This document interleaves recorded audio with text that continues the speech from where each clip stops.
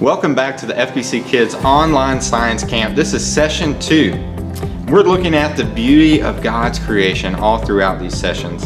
And in session 2, we're going to be talking about days 3 and 4 of God creating things. We're in Genesis chapter 1 again. Like I said, Genesis means beginning.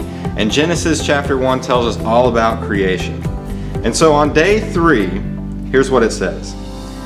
Then God said, now this is Genesis chapter 1 verse 9. Let the water under the sky be gathered into one place, and let the dry land appear.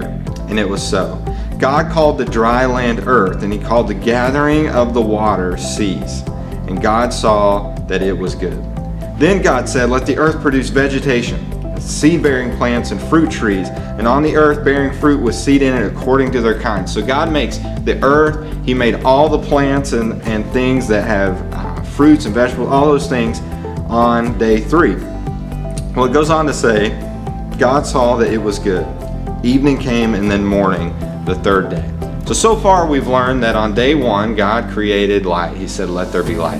Day 2, we see that God created sky. And then on day 3, we see that God created land and all of the vegetation with it. That's all the plants and fruits and vegetables and things we enjoy. Now day 4, when we read it, it may sound a little bit confusing to you, but I'm hoping I can clear this up for you. It says, then God said, let there be lights in the expanse of the sky to separate the day from the night. They will serve as signs for festivals and for days and years. They will be lights in the expanse of the sky to provide light on the earth. And it was so. Well, God made 2 great lights, the greater light to have dominion over the day. The greater light over the day obviously is the sun, and the lesser light to have dominion over the night. That would be the moon. It reflects the sun and provides less light for the night. And it says, as well as the stars.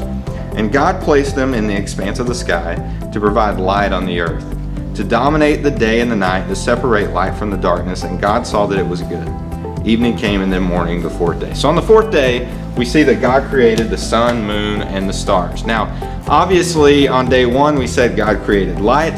And now on day 4, we're seeing he created the sun, moon, and stars. So what was this light that was on day 1? Well, a lot of people, honestly, were really not sure.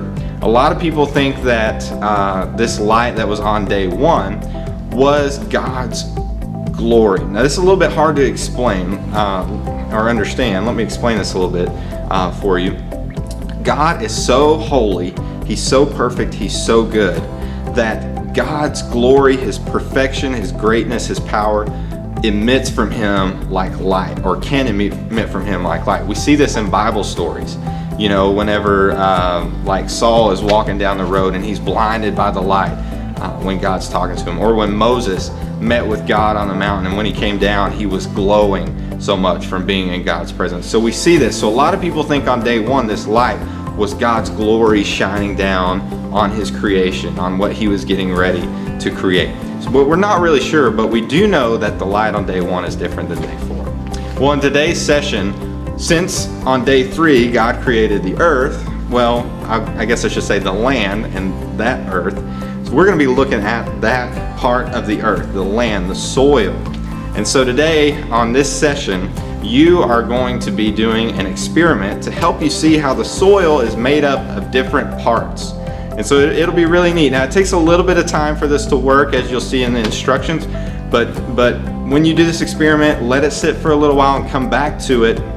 It'll be really neat how you can see all the different types of soil and different layers and things like that. So take some time now, do the experiment, and I'll see you in session 3.